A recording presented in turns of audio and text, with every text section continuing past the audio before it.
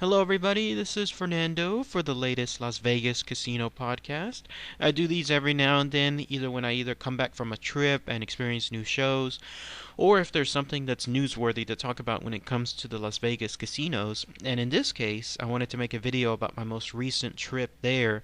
I'm going to start the videos again on the Cryptids and Monsters side and do the ones left for this series, but wanted to go ahead and just share real quick some of the stuff that I did in this past Las Vegas trip. I still love going to Vegas. It's a great place. I go there at least twice a year, and so anytime I go in the future on a major trip, it's usually that destination. And the main reason is because, besides the fact that it's so much damn fun, there's a lot of great deals that can be found when you're a regular visitor to Vegas. Especially again if you sign up for those reward programs there, like the one I have for M Life, then they'll start comping you for a lot of things: the buffets, the hotels, in some cases the shows. And then if you play the games online like I do on the Facebook page, then you'll also start receiving a whole bunch of free stuff as well.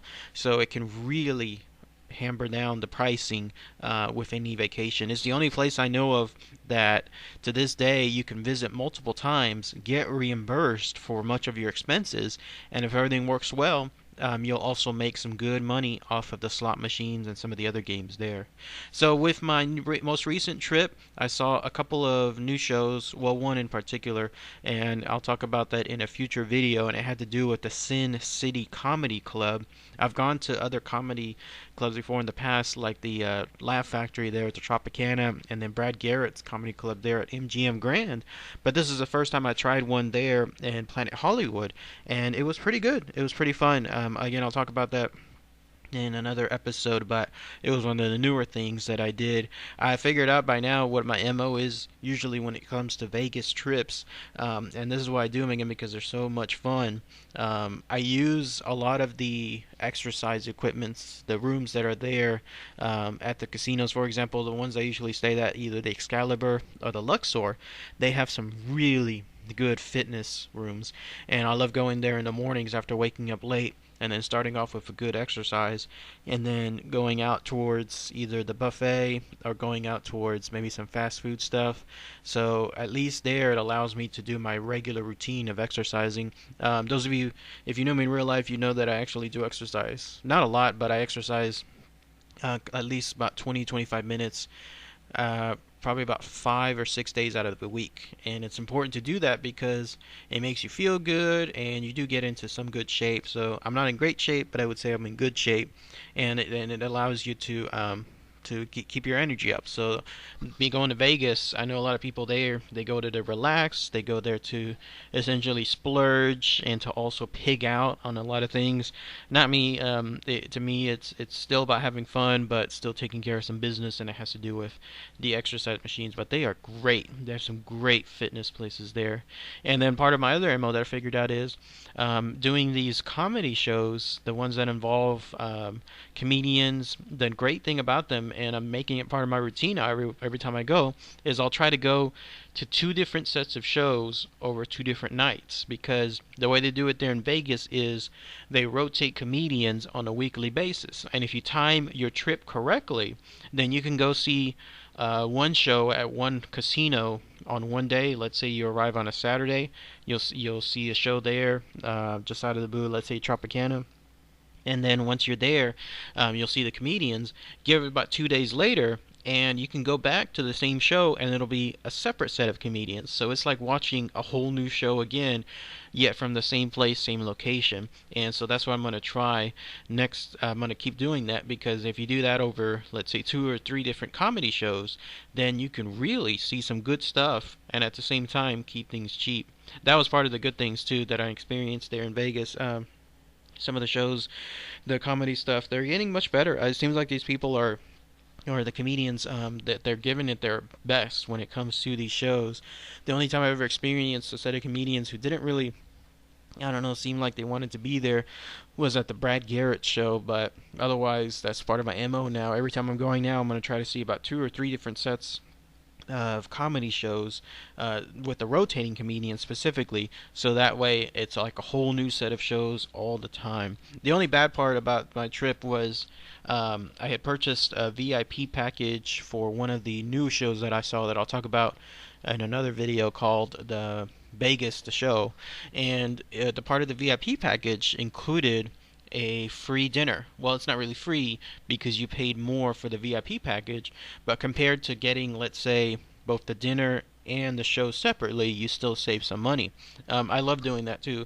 When I go see shows, I always do VIP, and I know I'm paying more for it, but I usually do it when either A, there's a really good deal, or B, it's a great show and I want to make sure I'm sitting in front, or C, it's all of the above. And generally it tends to be C, because if I'm making all this time and all this effort, and in some cases all this money to go to Vegas, why do so when you're sitting in the back and not really enjoying the show? Instead, pay the extra money. I highly recommend it.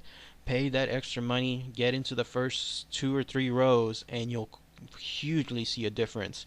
Whenever I first did Vegas, I generally sat in the back end seats and the cheap seats. But then I realized, this is kind of miserable.